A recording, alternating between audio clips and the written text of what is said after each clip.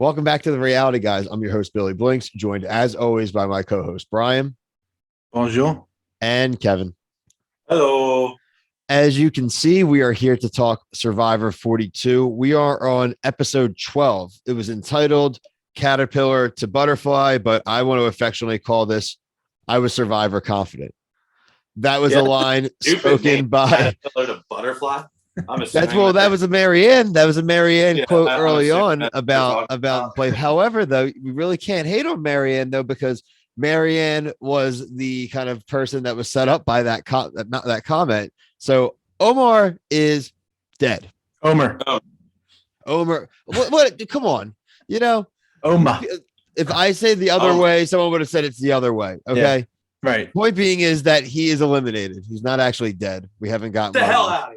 We haven't got one of the seasons yet, but Maryanne was able to convince Jonathan and Mike to trust her to vote for him. And she still had her second vote, which was going to expire if she didn't use it this week.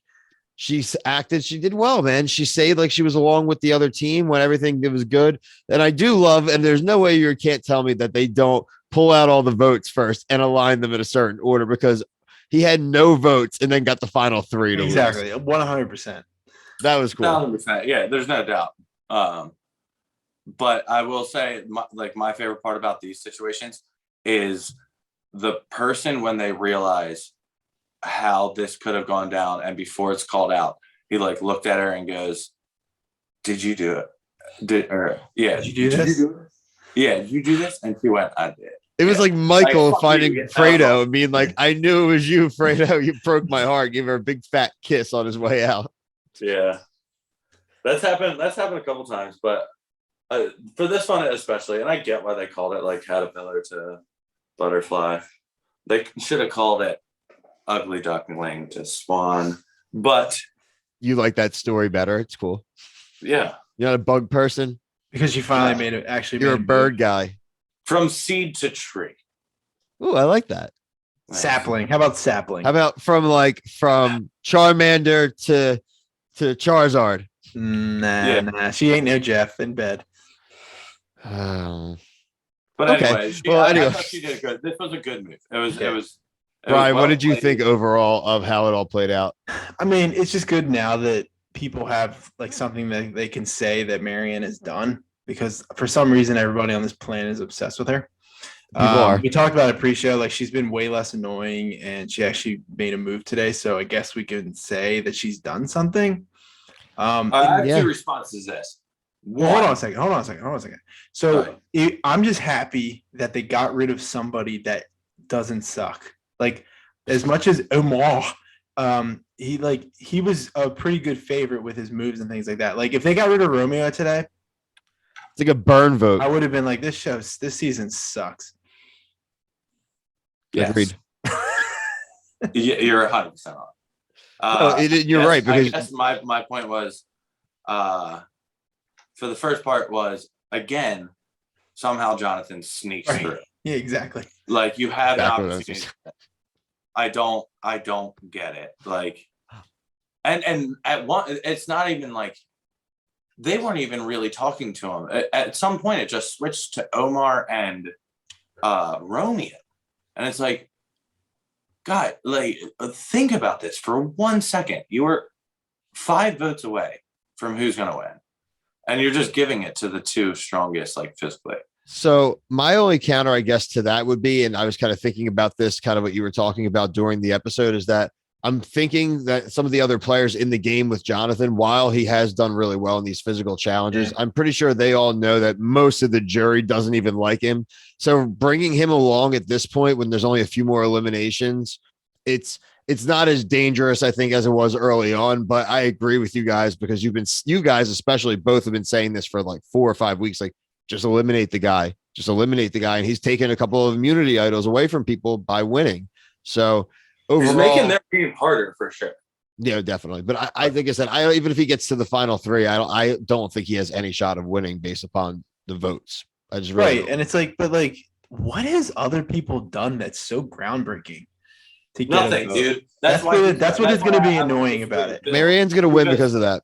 That's what's going to be really annoying, and we have to watch that 2-hour episode and they're like, well, I did this and I did that. And it's like, and they're all lying. Like, because any of the 6 people that were involved in that are gonna say like, oh well, I was part of that. I spearheaded that, even though like I led it to believe somebody else spearheaded. Nah, like yeah, we'll see. I mean, it all depends on anybody has an excuse. But the other thing I want to touch on what Brian said about her being less annoying, that's all editing. I guarantee you, she's still as fucking annoying every day. Maybe she's just hungry, so she's like chilling out. She's going. She went hibernation. Well, just fed her. So yeah, the cake and cookies is such a bad idea. Yeah, I know. Like such a bad idea. Yeah, and she's like, I need to feed Romeo. Yeah, what were they thinking? Romeo needs to be fed. I don't think he eats enough at home. Like poor Romeo, probably stomach got destroyed by that being like the first sustenance that he's gotten. And the best is like, I always thought about this. It's like, what if you don't like chocolate cake? Yeah, exactly. Like Romeo, you're gonna eat. And he's like, I don't like chocolate. It's like, well, you're boned, I guess. Do they have like a backup vanilla cake hidden in the back? Right. Like, yeah, I imagine like Romeo when he eats that cake, you know, in like cartoons where like somebody eats something in one gulp and it, like they turn sideways and you can see it sticking out of them. Like a Tom and Jerry move. Yeah, like you see the leg of like a turkey leg just like sideways. Yep. That's funny. The handles are still sticking out. Yeah, right. Yeah. So overall, I mean, now I'm running down the notes here. There was so much back and forth, especially, we had the Mike and Jonathan kind of half alliance. Mike is very paranoid at all times. Mike is an oversharer and overtalker. Mike blew up Lindsay's spot about her immunity idol, so everyone knows about that now. But am I right to say like now that it's 5 people, that idol is no good anymore because they teased an idol in the preview, like a new idol for the new camp? I didn't watch the preview. Yeah. Yeah, Bill, it's probably just an idol that is one time this week type of deal. Is that the only idol alive now? I think the old idols are done. Yeah, I think they're all done. That is the one idol to rule them all now. Yeah, probably. That's why they're scrambling. Hopefully Jonathan finds. It'd be so funny if he just gets there. It's gonna be like Romeo. It's gonna be like Romeo finds. He made a fake one. It will not be Romeo. Yeah, he made a fake one in the preview. Oh my gosh! But these people are so dumb, and like I think he could trick them. Oh my god, that's so funny. Because remember, with the amount of like idols out there, who knows what? Yeah, right. Remember, if you tell something to Mike and he thinks it sounds real, it's real. Yeah, 100%. Yeah, because it was believable. I love Mike though. Honestly, I think Mike would be probably one of the most fun people for us to talk to. I think after it's probably just like such a ridiculous experience you're going through. Yeah. You know what I mean? It's just like I bet he's amazing to have a beer with. Or like 12. What about playing poker with him? You would never lose. Who? If you played poker with Mike, you're like, I got a full house, and he's like, I got a full. Keep winning. I respect your truth. You just can never show that you're bluffing because that'll take you out. Yeah. I will say this, like, kind of back to the show. I think his paranoidness is only going to do, if he does make it to the top 3, or I guess to the jury part. Is that 3 or 2? I forget. I love it more when it's 2, but it will be 3. It is going to be 3, yeah. I think because he is so vocal about like the shit that he does, and like he is so paranoid that he's been basically playing what he's gonna say with his back against the wall the entire time. Mm-hmm.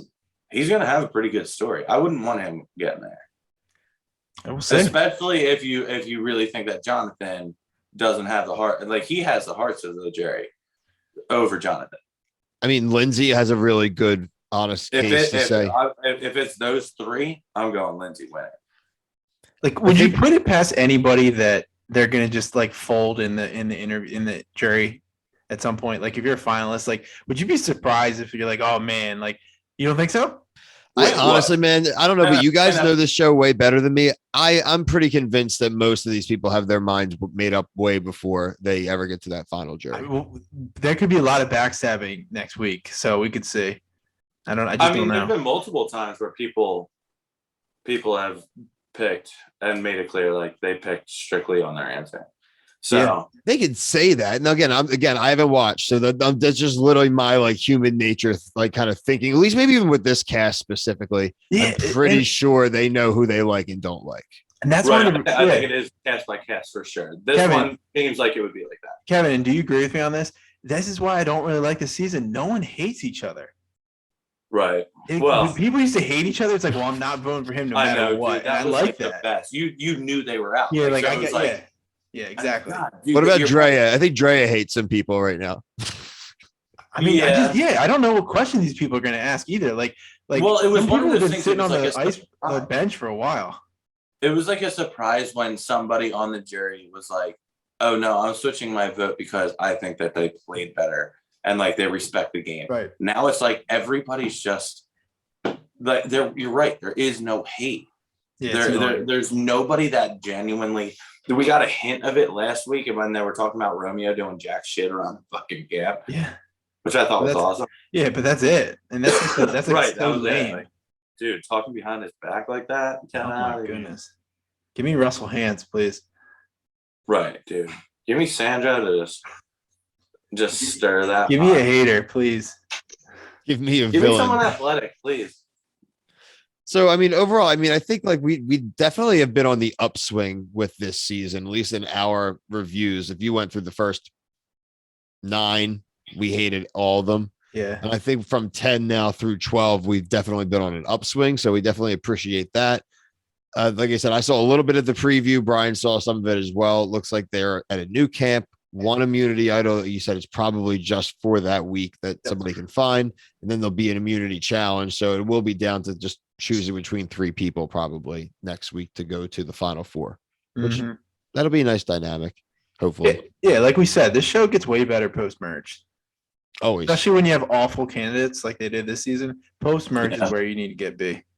Right. Remember when they used to do the like to be top 2, they do that like endurance challenge where it's like exactly. They didn't do that last time. I want them.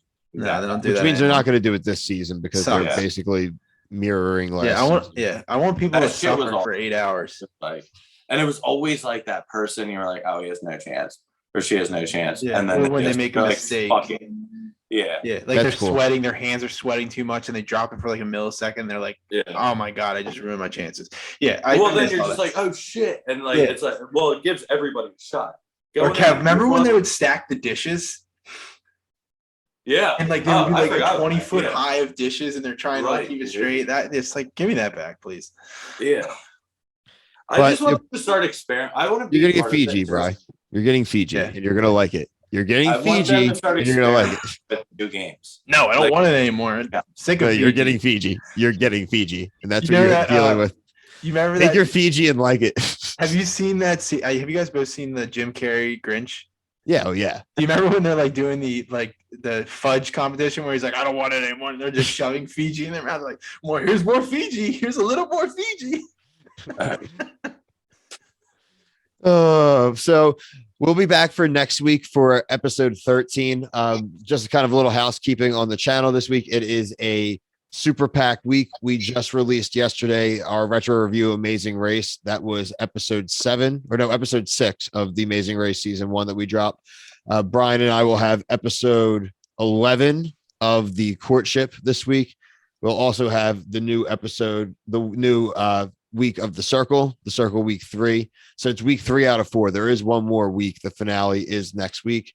And the Challenge All-Stars season 3, episode 3. We'll have that video after this. And apparently it's part 1 of the finale of Temptation Island. I don't understand what the hell they have to decide. It is so clear cut what the hell is going to happen. But we will be there to cover both parts because we are masochists. So for myself, Brian, and Kevin, thank you. Peace. Bye.